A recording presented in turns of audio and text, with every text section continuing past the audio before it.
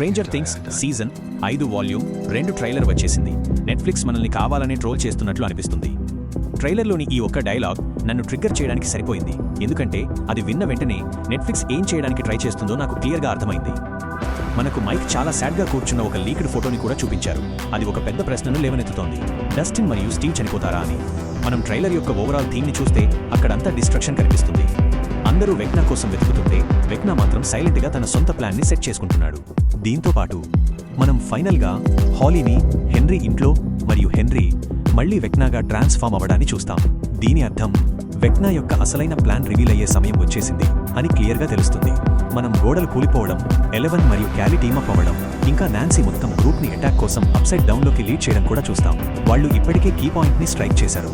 Trailer చూసిన తర్వాత నాకు ఒక్కటి మాత్రం క్లియర్గా అర్థమైంది. నువ్వు చనిపోతే నేను చనిపోతా